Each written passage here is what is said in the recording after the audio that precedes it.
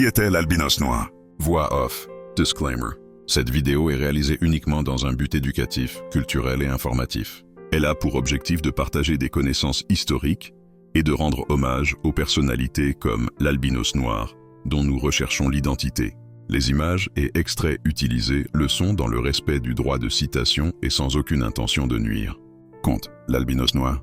Dans le royaume de Soba vivait un roi sage et respecté de tout son peuple et des peuples voisins.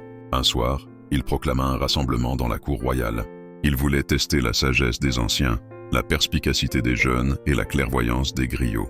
Le roi leva la main et le silence se fit.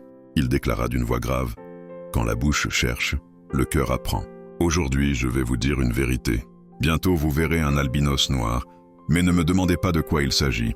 Vous êtes un peuple de grand discernement pour comprendre ceci. » Alors un grand silence tomba dans la cour royale.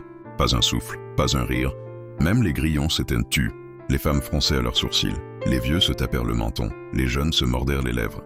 Alors le chef des chasseurs leva le doigt et dit « Majesté, l'albinos noir, c'est sûrement un animal de la brousse, clair comme la lune, dont l'ombre est noire. » Le roi secoua la tête. Non. La vieille guérisseuse proposa « Majesté, c'est une racine blanche dont le breuvage est noir. » Le roi éclata de rire. « Non, mère, même toi tu n'as pas trouvé. » Le griot s'avança d'une mine triste et d'une voix solennelle. « Ô roi, l'énigme parle de la vie, lumière et ombre, vérité et mensonge, jour et nuit. » Mais le roi fit un geste de la main. « Non, griot, tu ne peux pas résoudre ce mystère. » 3 nuits et 3 jours passèrent. Le peuple chercha dans les proverbes et dans les contes des anciens. Certains murmuraient que l'énigme n'était pas humaine. Après des mois, le roi convoqua une fois de plus le peuple. Le ciel était clair, la lune pleine et douce. Le griot frappa son tambour et la voix du roi s'éleva, avant de continuer la recherche de l'albinos noir. Souvenez-vous, son identité ne sera connue que lorsque cette vidéo est partagée.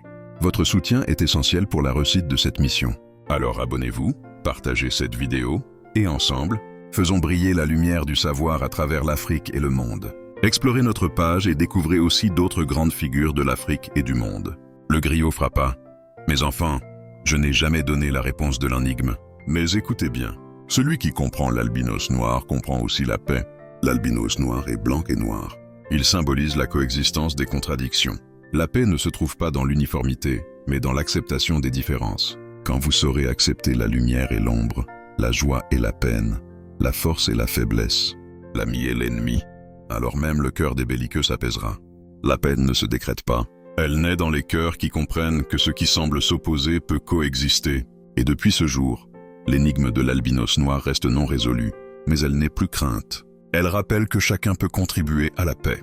D.L. Extrait du livre de contes du royaume de Soba. Pour conclure, rendons hommage à tous ces activistes et personnalités albinos africaines qui se sont fait connaître pour défendre les droits de leur communauté.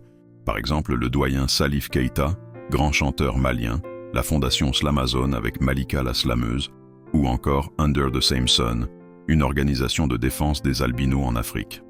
Et enfin, hommage à toutes ces personnes qui œuvrent pour leur bien-être. Merci. Merci d'avoir voyagé avec nous à travers l'histoire de l'albinos noir. Chaque récit que nous partageons est une flamme. Et c'est grâce à vous que cette flamme restera vivante. Alors, n'oubliez pas de vous abonner pour ne rien manquer et laissez-nous un commentaire pour partager vos impressions sur ce récit sur l'albinos noir.